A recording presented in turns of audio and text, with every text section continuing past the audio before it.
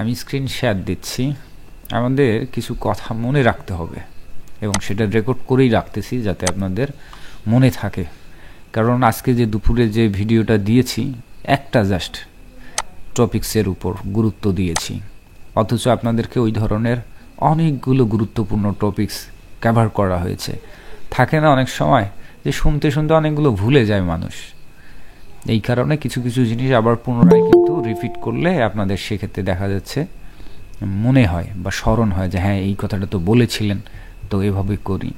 তো আমাদের স্ট্র্যাটেজি বা কৌশল, বিভিন্ন ধরনের কৌশল অবলম্বন করতে হবে। আমরা যে মুহূর্তে রয়েছি অনলাইন সেক্টরে বা যে সেক্টরটায় রয়েছি, মানে সময় এবং সেক্টর অনুযায়ী এটা একদম একটা চরম লেভেলের একটা সেক্টর এবং চরম লেভেলের সময় আমরা অতিক্রম করতেছি। একই তো হচ্ছে এআই, আর দুইয়ে তো হচ্ছে অনলাইন আদিকাল থেকে, এটা অলওয়েজ আপডেট।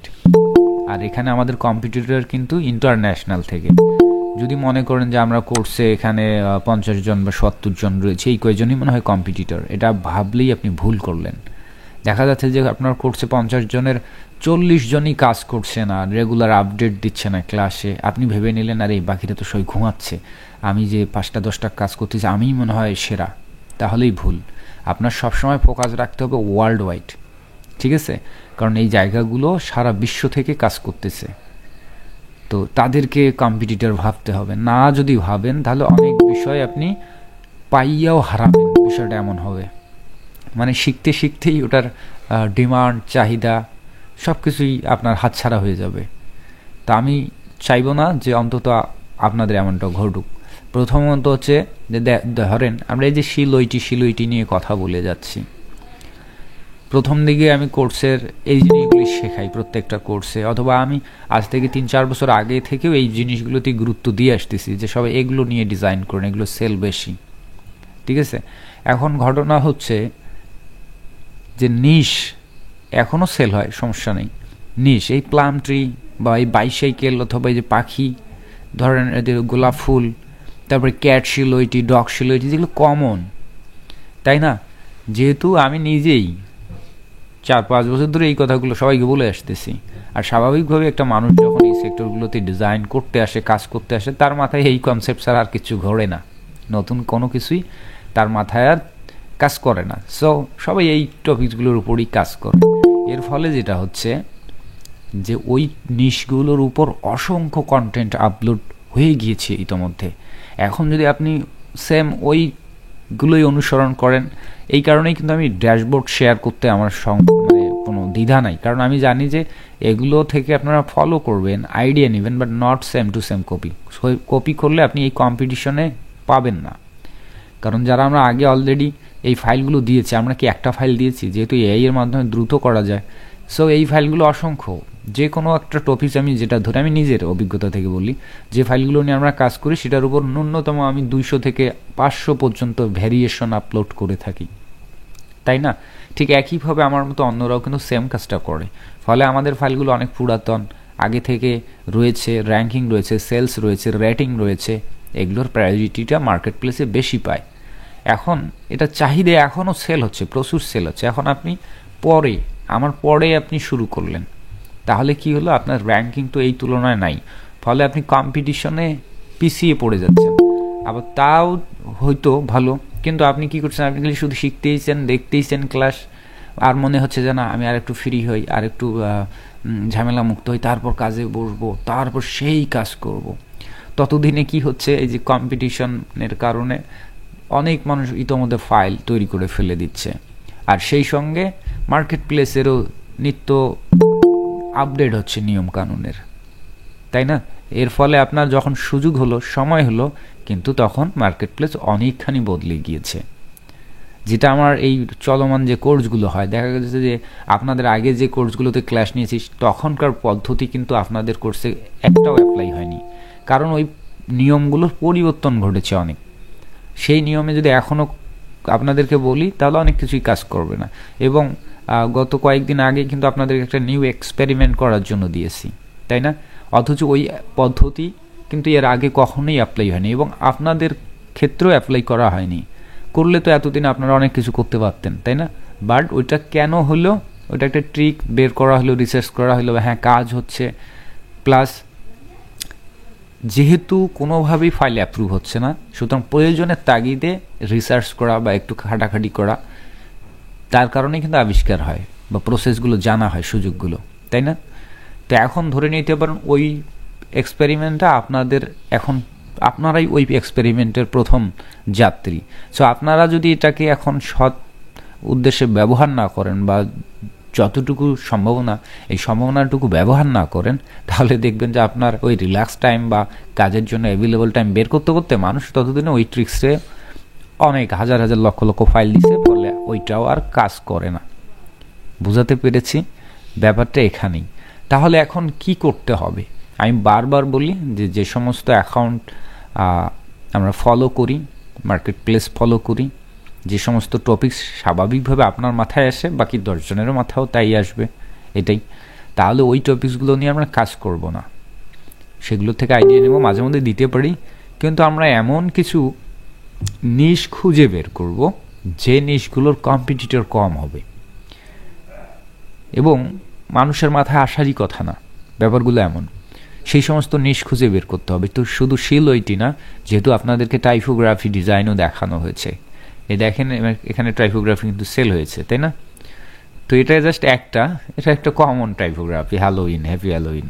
কিন্তু আমরা চাচ্ছি যে আমাদের ভেক্টর এলিমেন্টের ক্ষেত্রে এমন কিছুদিন আগে মনে হয় আমি দেখিয়েছিলাম যে কিউট কিউট সব কিছু হেড আইকন ছিল, এলিমেন্ট ছিল, আপনাদের অনেকেই কিন্তু পছন্দ করেছিলেন যে এগুলো কিন্তু খুবই সুন্দর লাগতেছে, তাই না? তো ওইটা তো কোথাও দেখেননি। বিভিন্ন ধরনের এআই এর যে কমিউনিটি ট্যাব বা বিভিন্ন জায়গায়, সেখানেও কিন্তু খেয়াল করেন নেই যে ওই রকম পাইছিলেন, কিন্তু পাননি, তাই না? তাহলে আমি পাইলাম কোথাও? আমি ওইটা রিয়েলাইজ করেছি অথবা বিভিন্ন মার্কেট প্লেস খুঁজে দেখেছি, দেখতে দেখতে ওগুলো থেকে একটা আইডিয়া নিয়ে মনে হয়েছে যে এভাবে তৈরি করলে ভালো হবে, তাই না?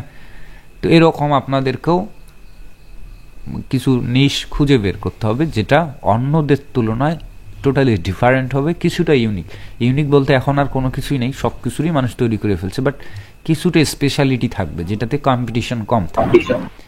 আর সবচাইতে ক্রিয়েটিভিটি দিয়ে বা ডিফারেন্ট কিছু করার একমাত্র চান্স হচ্ছে টাইপোগ্রাফিতে। একই বিষয় নিয়েও যদি 10 জন মানুষ কাজ করে, তো সবার টাইপোগ্রাফি সেম হবে না, এটা কোনোভাবেই সম্ভব না, ঠিক আছে? তথাপি আমাদের টাইপোগ্রাফির ক্ষেত্রেও সব ডিজাইন বা সব টাইপোগ্রাফি ডিজাইন তো সেল হয় না। এই কারণে ওই টাইপোগ্রাফির মধ্যেও কিছু নিশ খুঁজে বের করতে হবে, আপনাকেই খুঁজে বের করতে হবে। এটা মেন্টর খুঁজে দিতে পারবে না, বা অন্য কেউ যদি দেয়ও সেটা আপনি কাজে লাগালে কাজে লাগবে না। কেন বলেন তো? ধরেন আমি যদি বলি এখন, তাহলে সবাই এটা জেনে গেলেন, তো সবাই ওইটা নিয়ে কাজ করা শুরু করবেন, ফলে কম্পিটিশনটা স্বাভাবিকভাবেই বেড়ে গেল।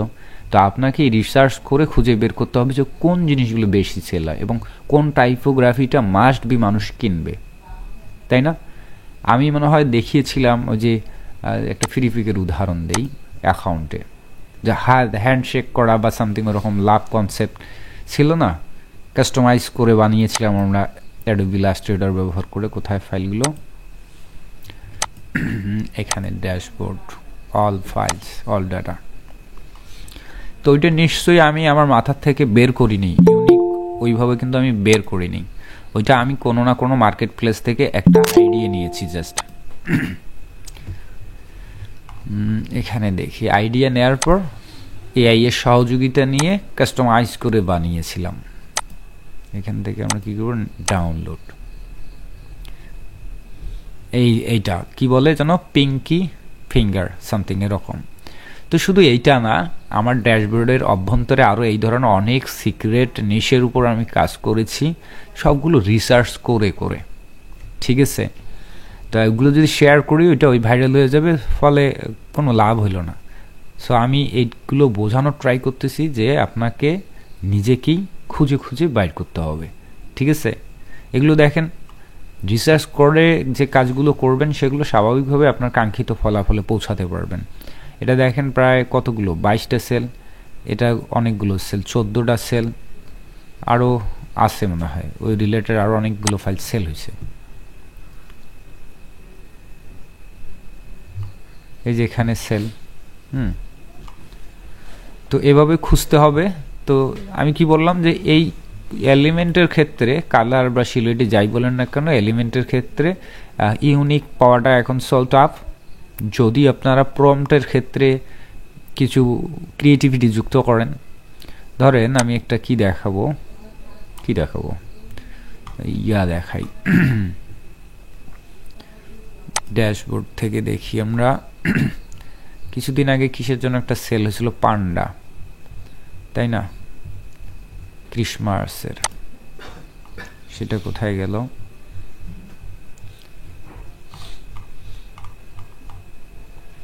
এখন খুঁজেই পাওয়া যাচ্ছে না। আচ্ছা, ধরেন স্বাভাবিকভাবে অনেকেই ক্রিসমাস পান্ডা লিখবে, CIRS, ক্রিস্টমাস পান্ডা। স্বভাবতই মানুষ যারা ক্রিসমাস কন্টেন্ট নিয়ে, অ্যানিমেল নিয়ে, কিউট অ্যানিমেল নিয়ে কাজ করবে, এইরকম কাজ করবে, এবং প্রম্পট দিলে স্বাভাবিকভাবে এআইগুলো এই ধরনেরই দেয়ার ট্রাই করবে।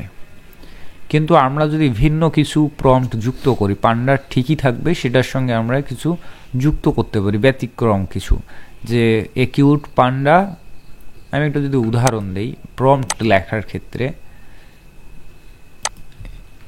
এ কিউট শব্দটা খুব ইম্পর্টেন্ট প্রম্পটের ক্ষেত্রে এই জাতীয়, কারণ কিউট মানেই হচ্ছে বাচ্চাদের জন্য স্পেশালি কন্টেন্টগুলো ডিজাইন করে।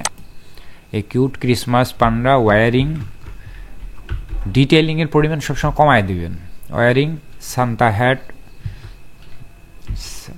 সান্তা ক্লোজের যে হ্যাট, হ্যাঁ, সান্তা ক্লোজ বানান CLAUSE, ক্লোজ হ্যাট, অ্যান্ড দিতে পারি স্কার্ফ, ওয়ারিং এরকম scarf with a coffee mug,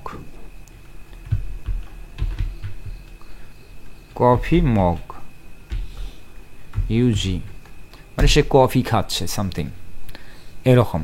তো এই যে ডিফারেন্ট যুক্ত করা, এমন নাই বললে ভুল আছে, মানে দুনিয়াতে এমন কিছু নাই যে মানুষ আপলোড করেনি, বানায়নি, বাট সচরাচর মানুষ যেগুলো ভাববে না, হ্যাঁ, সেই ধরনের নিশ নিয়ে আগাবো। থাকলেও হবে যেটা, যে কম্পিটিশনটা কম হবে।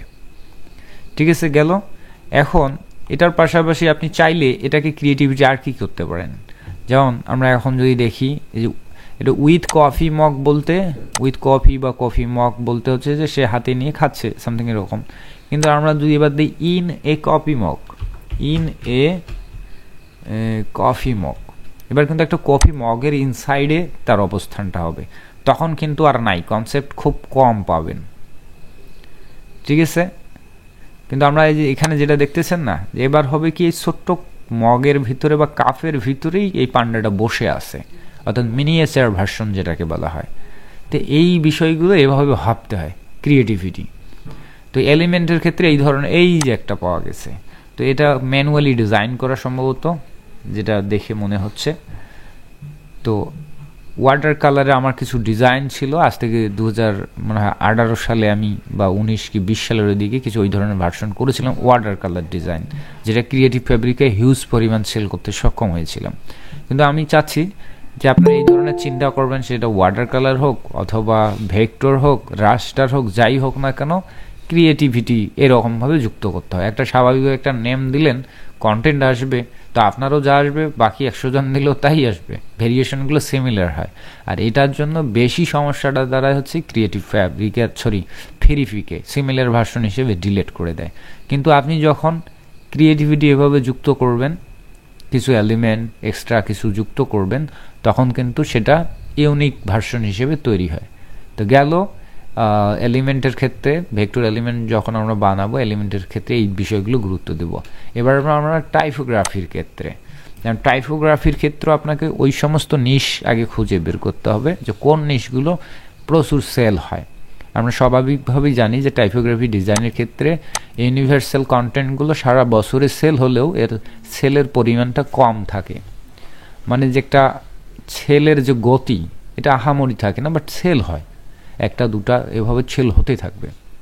ইউনিভার্সাল কন্টেন্ট কোনগুলো, যেমন মোটিভেশনাল টাইপ কোয়েটস, যেমন হচ্ছে কি যে বি কাইন্ড, এগুলোর কোনো বাপ মা নাই ধরে নিতে পারেন, অর্থাৎ এটার কোনো দিন ক্ষণ নাই যে অমুক দিনে এই সেল বেশি হবে। এগুলো হচ্ছে মোটিভেশনাল টাইপ ডিজাইন। ঠিক আছে, বি কাইন্ড বা এরকম আরও অ্যানাদার কোয়েটস আছে। আমি জাস্ট বুঝাইতে চাচ্ছি এগুলোকে বলা ইউনিভার্সাল। কিন্তু যখন আমরা ইভেন্টে আসবো, টাইপোগ্রাফির মেইন ফ্যাক্ট বা গোপন বিষয়টাই এখানে যে আপনি সর্বাধিক সেল করতে চাইলে অবশ্যই আপনাকে ট্রেন্ড নিয়ে কাজ করতে হবে, আদারওয়াইজ আপনি টাইপোগ্রাফি সেল বেশি করতে পারবেন না। সেটা হচ্ছে best mother's day, father's day, Valentine day, ওইভাবে। তো এখন গুগলে সার্চ করতেছি কিন্তু আমি দেখানোর জন্য, আমি নিজেও রিসার্চ করি এই গুগল থেকেই, ঠিক আছে। এখন আপনার অডিয়েন্স টার্গেট করতে হবে এক্স্যাক্টলি, এবং অডিয়েন্সটা বুঝতেও হবে। টার্গেট করলেই তো আর হবে না। আপনি ধরেন 60+ মানুষদেরকে টার্গেট করলেন, আপনার টার্গেট করতেই পারেন আপনি, কিন্তু সেটা যদি সেই টার্গেটের অডিয়েন্স না অ্যাকসেপ্ট করে তাহলে তো করার কিছু নেই, তাই না? তো সেইটা না করে আমরা টার্গেট অডিয়েন্সটাই বুঝবো যে আমাদের এই ক্যাটাগরির কন্টেন্টগুলো কারা বেশি কিনে। তো টাইপোগ্রাফির ক্ষেত্রে স্বাভাবিকভাবেই এটা হচ্ছে যে ইয়ং জেনারেশনরা বেশি টাইপোগ্রাফির ফ্যান। যারা অনেক বয়স্ক তাদের মধ্যে এই টাইপোগ্রাফি এগুলো মাথায় ঢোকে না। একটা টি শার্ট কিনলেই হলো বা একটা কোনো কিছু কিনলেই হলো, এত ডিজাইন ফ্যাশনে মানে ফোকাস করে না। আর কম এজের তারাও এত ফ্যাশনে খুব একটা সিরিয়াস না। বাট একটা মাঝামাঝি বয়স 25 থেকে 35 বছর বয়সী, এদের মধ্যে ফ্যাশন সেন্সটা বেশি কাজ করে। বিবাহিত অবিবাহিত এখানে ডাজেন্ট ম্যাটার, মানে এজটা, এই এজের মানুষরা একটু ফ্যাশন সেন্স বেশি হয়, তো একটু ক্রিয়েটিভিটি, একটু ডিজাইন। তো সেই সমস্ত মানুষের ক্ষেত্রে কোন ধরনের কোয়েটসগুলো, কী ধরনের ডিজাইনগুলো পছন্দ হবে, এইটা ফোকাস রাখতে হবে, ঠিক আছে। তো অনেক সময় আমরা দেখি একদম রেট্রো টাইপ ডিজাইন আছে না, রেট্রো ভিনটেজ, রেট্রো টাইপোগ্রাফি দেখাই, ওগুলো অনেক দামে ক্লায়েন্টের সঙ্গে কাজ করা যায়। ধরেন এই টাইপ ডিজাইন আরও কিছু। তো আমাদের এই ডিজাইন সেন্স থেকেও বুঝতে হবে যে কোন ধরনের ডিজাইন কারা পছন্দ করে। তো এই ধরনের ভিনটেজ টাইপ বা একটু মানে ঝাক্কাস টাইপ বা একটু খুব ক্রিটিক্যাল যে ডিজাইনগুলো, যেগুলো ম্যানুয়ালি স্বাভাবিকভাবেই করা সম্ভব হয় না, ওই ডিজাইনগুলো মূলত ক্রেজি টাইপ মানুষগুলো ব্যবহার করে, ঠিক আছে। ক্রেজি টাইপ বলতে কি বলে, যারা ধরেন মিউজিকের দিক থেকে যদি আমরা চিন্তা করি, যারা rock music, band music, pop music, মানে হেভি মেটাল মিউজিক, এই ধরনের মিউজিক লাভার যে সমস্ত লোক, ওই ধরনের লোকগুলো ওই ধরনের ডিজাইনগুলো পছন্দ করে। কিন্তু দুনিয়াতে আপনি যদি চিন্তা করেন ওই ধরনের গান কি সবাই পছন্দ করে? ম্যাক্সিমাম মানুষ কুল মিউজিক পছন্দ করে, রোমান্টিক, মেলোডিয়াস, এই ধরনের বিষয়গুলো পছন্দ করে, তাই না? আর এটা সাইকোলজিভাবেই যারা ওই ধরনের গান পছন্দ করে, ওই ধরনের মানুষগুলো স্বাভাবিকভাবেই ক্লিন কনসেপ্ট, একটু কালারফুল, একটু ক্লিন, একটু অ্যাট্রাকটিভ বা সফট, যে টাইপোগ্রাফির ক্ষেত্রে যে সফট বিষয়গুলো, ভাষাগুলো, সেইগুলোতে বেশি পছন্দ করে। তো সেক্ষেত্রে যদি আমরা ধরি যে বেস্ট মম ক্যাটাগরির মধ্যেও যদি যাই, তো আমাদের ওই ডিজাইনগুলো আমাদের মাথায় আনতে হবে, যে ক্লিন ডিজাইন, সিম্পল ডিজাইন, ঠিক আছে, খুব বেশি ঝাক্কাস কালার না, বা কালার থাকবে খুব হিজিবিজি না, রেট্রো বা ওই টাইপ না, ঠিক আছে। এবার আসে আরও যদি অডিয়েন্সকে আমরা সংক্ষিপ্ত করতে চাই, তো অনলাইন থেকে কেনাকাটার ক্ষেত্রে পুরুষের চাইতে ফিমেল পার্সনদের মানে সংখ্যা বেশি, এবং এই ধরনের টাইপোগ্রাফির ক্ষেত্রে স্বাভাবিকভাবে রেট্রো, ভিনটেজ বা ওই যে রক টক ব্যাপার আছে না, ওই ধরনের ডিজাইন কিন্তু ফিমেলরা খুবই কম পছন্দ করে। আছে, নাই তা না, আছে, কিন্তু সংখ্যায় খুবই কম। ফিমেল পার্সনদের পছন্দ স্বাভাবিকভাবেই হচ্ছে যে এই ধরনের ক্যালিওগ্রাফি টাইপ, অথবা এই ধরনের কি বলা হয় এগুলোকে, ডোডল আউটলাইন টাইপ, তারপর আর কি বলে, এই যে স্ক্রিপ্ট ফন্ট, হ্যাঁ, একটু ডিজাইনিস।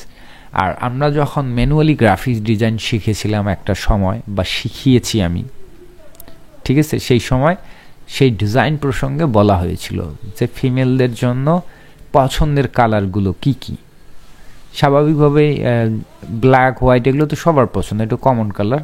আর অন্য প্রসঙ্গে যদি আসা হয় পিঙ্ক, রেড, মানে একটু কিউট কিউট কালার, বুঝছেন? আর সেই অনুযায়ী কিন্তু ফন্টেরও নাম আছে। এই ফন্টগুলোকে স্বাভাবিকভাবে স্ক্রিপ্ট ফন্ট বলা হলেও ডিজাইনের দিক থেকে কিন্তু এই ফন্টগুলোর নামই হচ্ছে ফেমিনাইন ফন্ট, মানে মহিলাদের পছন্দের ফন্ট বা মহিলা ফন্ট, বুঝতে পারছেন?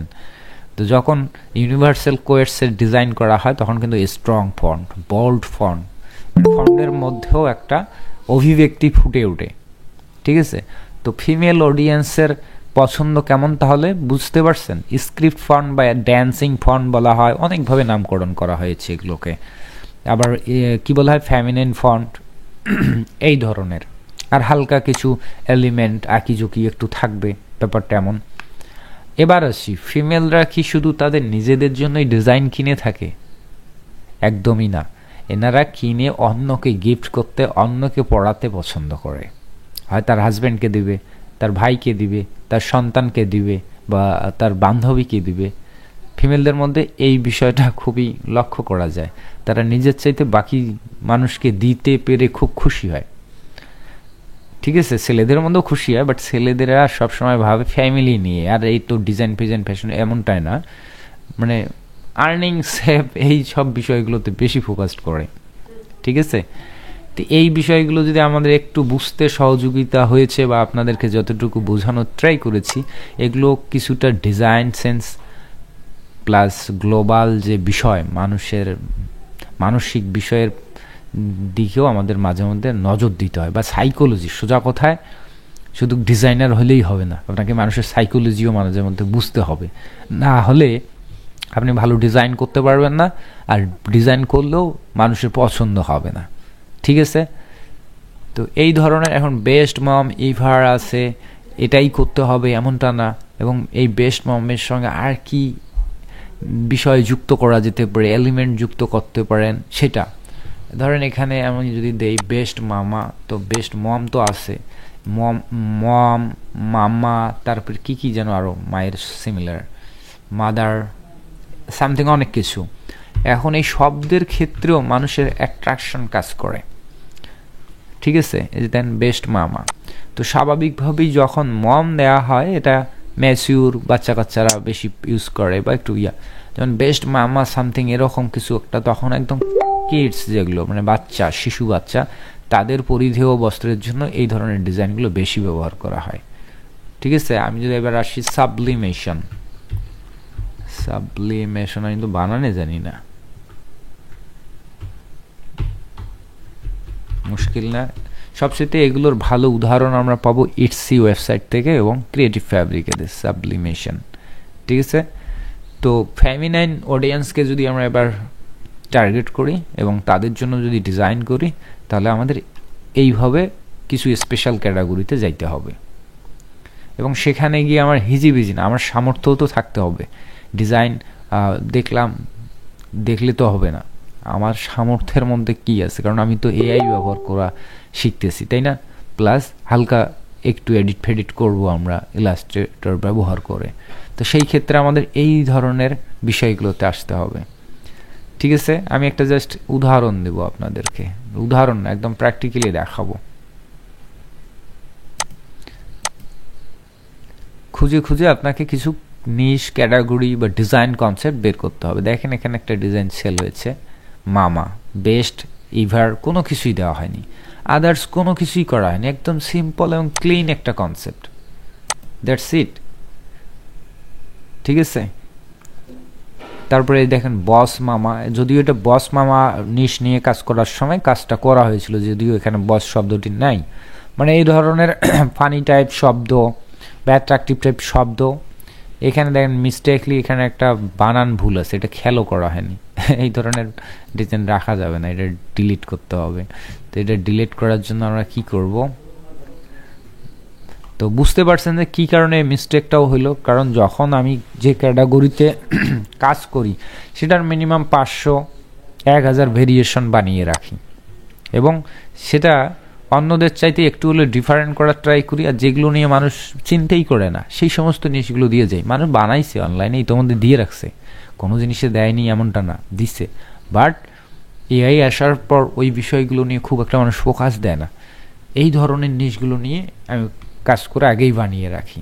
তো এই ফাইলটা আমরা এখন ডিলিট করব। কেন? আমাদের অ্যাকাউন্টের নিরাপত্তার সাথে ভবিষ্যতে যদি কোনো ম্যানুয়াল থেকে ধরা পড়ে এই ধরনের বানান ভুল, মাইক্রোস্টক সাইটের জন্য এই ভুল বানানের শাস্তি কিন্তু মারাত্মক। তো এখানে আমি আইডিটা দিব, জাস্ট ড্যাশবোর্ডে আইডিটা দিব, দিয়ে এখান থেকে এটাকে জাস্ট ডিলিট এভাবে দেই। কোথায়? এই ডিলিট।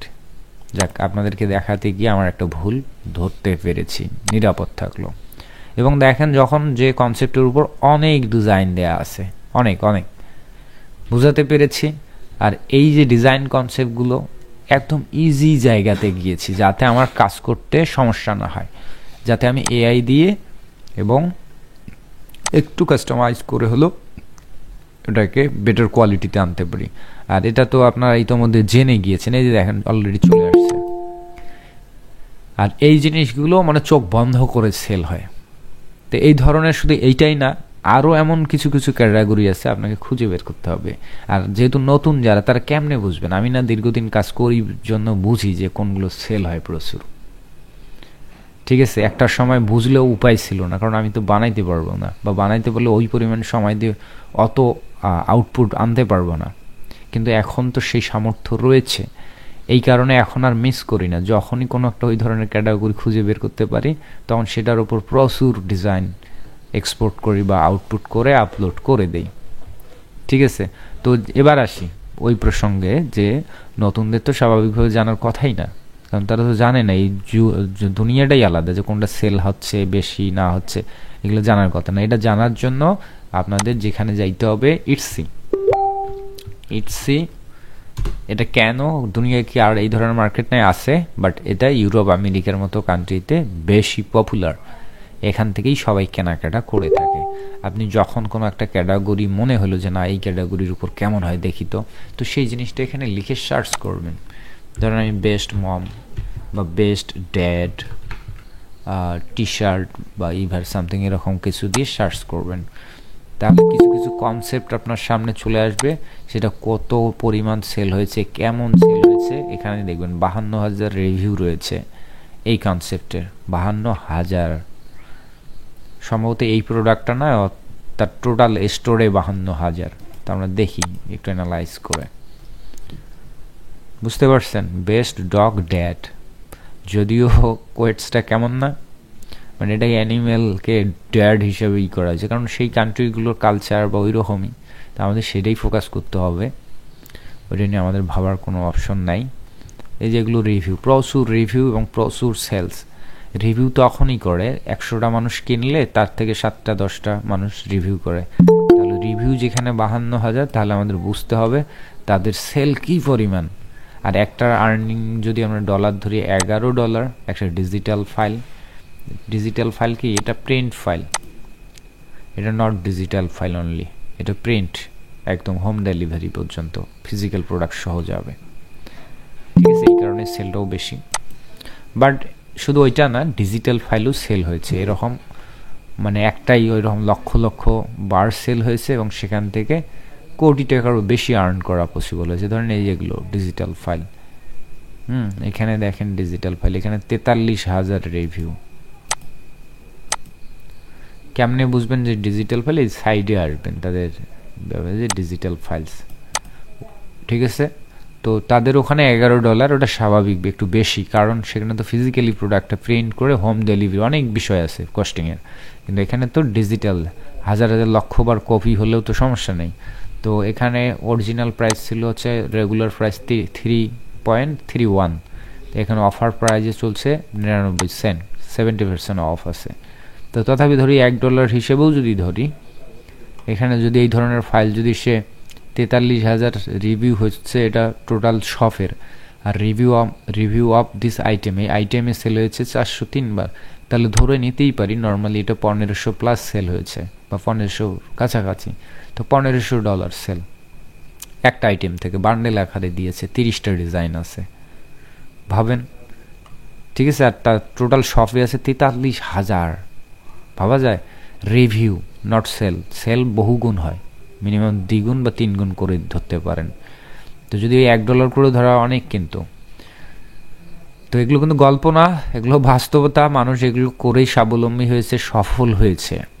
আর এগুলো কিন্তু মঙ্গল গ্রহ থেকে এসে এখানে ডিজাইন করেনি, বাংলাদেশি বা ইন্টারন্যাশনালি ডিজাইনাররাই করেছে। তো আমি এই জায়গাটিতে আসতে বলছি আপনাদেরকে, এগুলোতে ঘুরে বেরোতে হবে।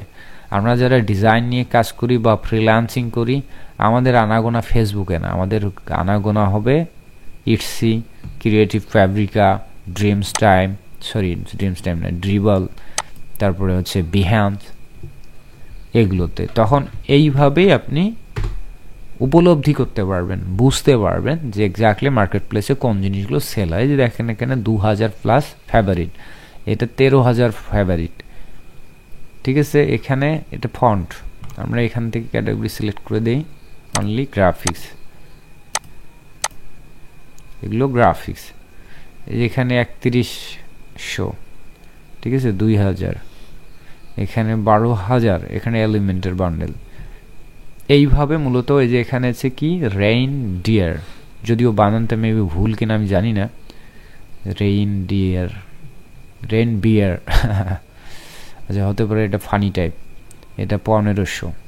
তো এই জায়গাগুলোতে ঘোরাঘুরি করলে আপনি বুঝতে পারবেন যে কোন কনসেপ্টগুলো বেশি সেল হয় এবং কোন ধরনের কনসেপ্ট নিয়ে আমার কাজ করতে হতে পারে। এই যে দেখেন এখানে সাবলিমেশন মাদার্স ডে বান্ডেল।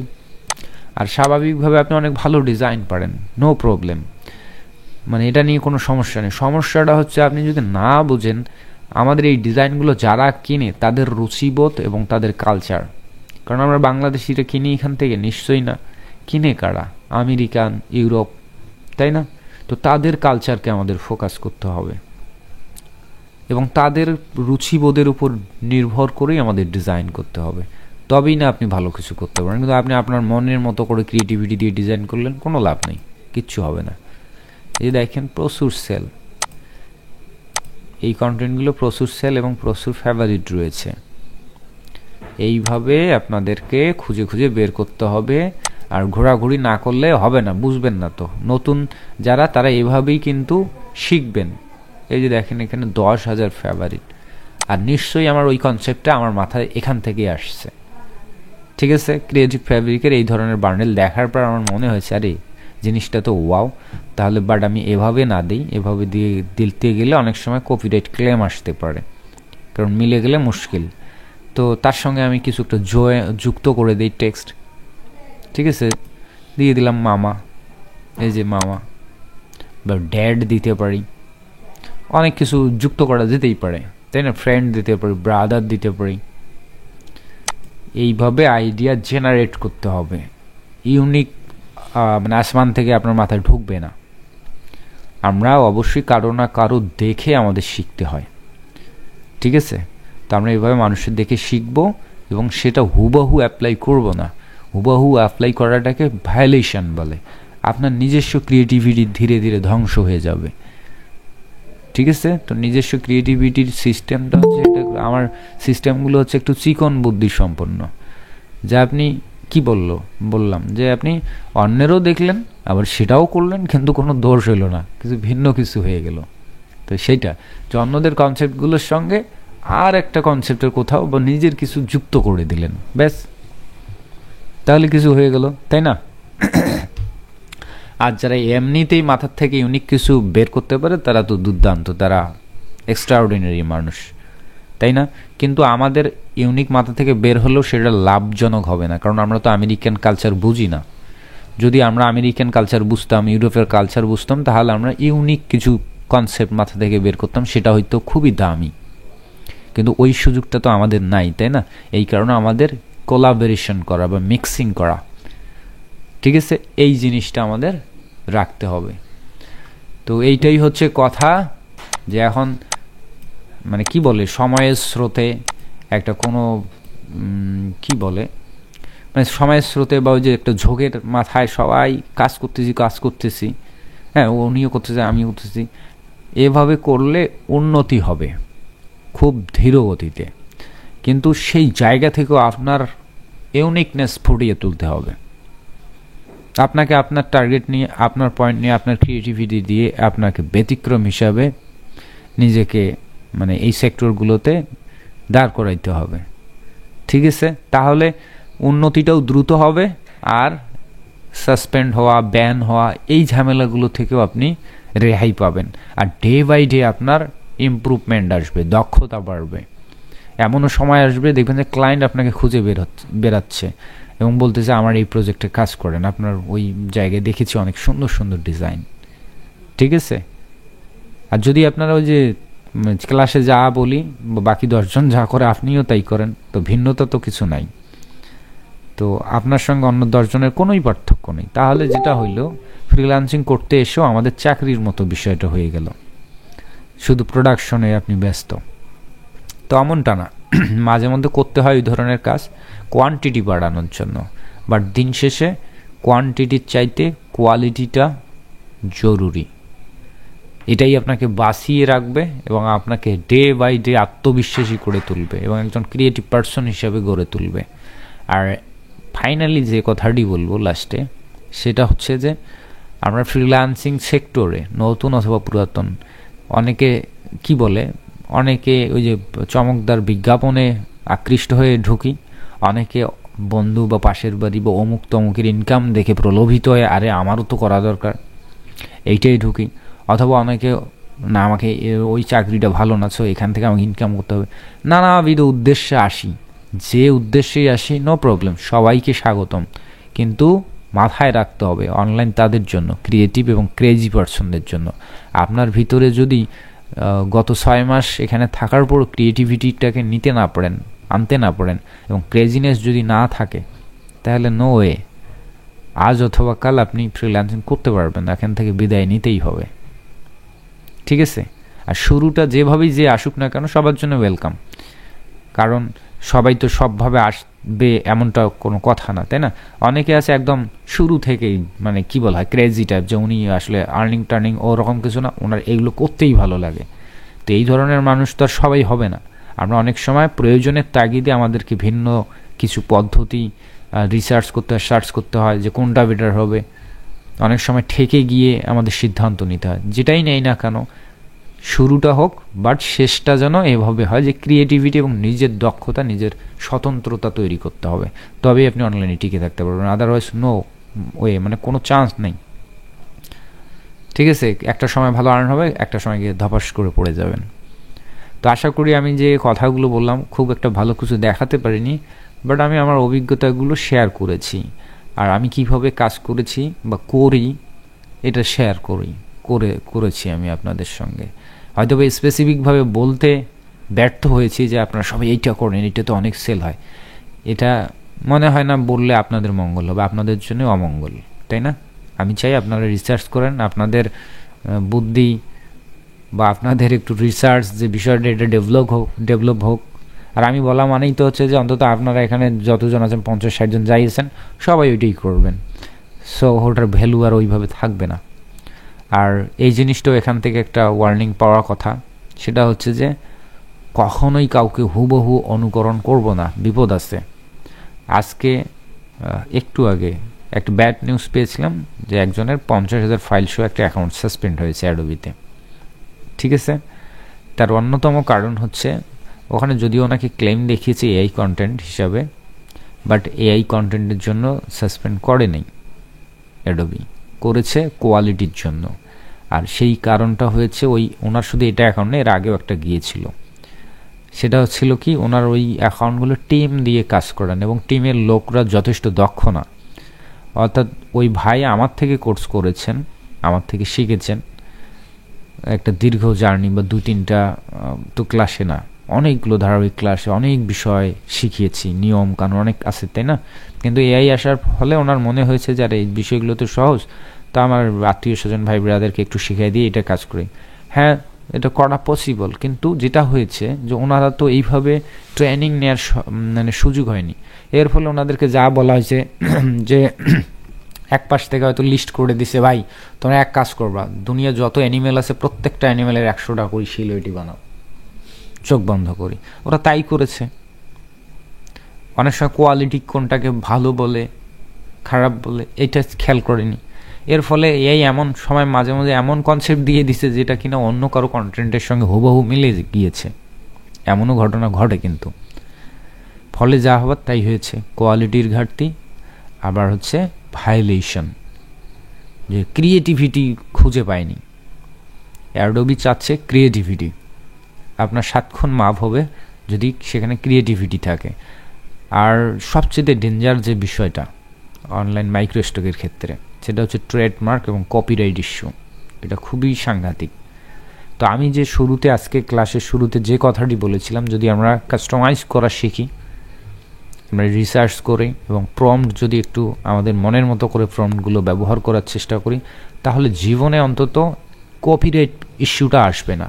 আর ট্রেডমার্কটা আসতেই পারে, কারণ ট্রেডমার্ক বিষয়টা তো আলাদা। আপনারা তো জানেন যে আমরা কোনো একটা প্রতিষ্ঠিত ব্র্যান্ড বা প্রতিষ্ঠিত কোনো কন্টেন্টের সঙ্গে আমরা মেলাতে যাব না। যেমন Mickey mouse, Tom and Jerry বা মোটু পাটলু বা সামথিং এরকম, টাইটানিক, বিখ্যাত কোনো কিছুর সঙ্গে যেন আমরা না মেলাই। সবসময় আমরা এমন নিশ বা এমন টপিক নিয়ে কাজ করব যেটা একদমই ইউনিভার্সাল হতে পারে অথবা একদমই আলাদা। ঠিক আছে এটা। আর যখন কাস্টমাইজ প্রম্পট ব্যবহার করতেছি তখন কিন্তু কপিরাইট হওয়ার কোনোই চান্স নেই, ওটা মিলবেই না। ওই যে আমি বললাম না, একটা ইনে কফি কাপ সবাই ম্যাক্সিমাম লোক ব্যবহার করে Christmas cute animal, panda, dog, something এরকম। বাট আমরা কি যুক্ত করেছিলাম যে wearing a Santa Claus hat and scarf. আবার সেটার সঙ্গে ফের আরও পরে যুক্ত করে দিলাম যে কি উইথ এ কফি মগ। তো এটাও হতে পারে একটা ন্যাচারাল প্রম্পট, সবাই ব্যবহার না করলেও অনেক মানুষই ব্যবহার করে। বাট যখন আমি বললাম ইন এ কফি মগ, ইনসাইডে দিয়ে দিলাম, তো এই ধরনের কিন্তু এগুলো রেয়ার, মানে খুবই নগণ্য এই ধরনের কনসেপ্ট নিয়ে কাজ করে। তা আপনাদেরকেও এটা অনুসরণ করবেন, বা আপনারা অনুসরণ করলে এই ধরনের রিস্কগুলো আসবে না। তো যাই হোক, কথাগুলো কাজে লাগাবেন, কথাগুলো রেকর্ড থাকলো, ক্লাস শেষে দেবার চেষ্টা করব। এখন এই প্রসঙ্গে মাঝখানে আমরা একটু বিরতি নেব, আপনাদের থেকে একটু প্রবলেম, অনুভূতি এবং আমাদের নতুন পদ্ধতি বা ট্রিকগুলো কেমন কাজ করতেছে এগুলো নিয়ে একটু জানতে চাইব। একটু রেস্ট নেওয়ার পর আর 30 মিনিট সময় আপনাদের নষ্ট করব একটু অ্যাডভান্স কাস্টমাইজেশন অ্যাডোবি ইলাস্ট্রেটর দিয়ে, উইথ এআই থাকবে। ওকে।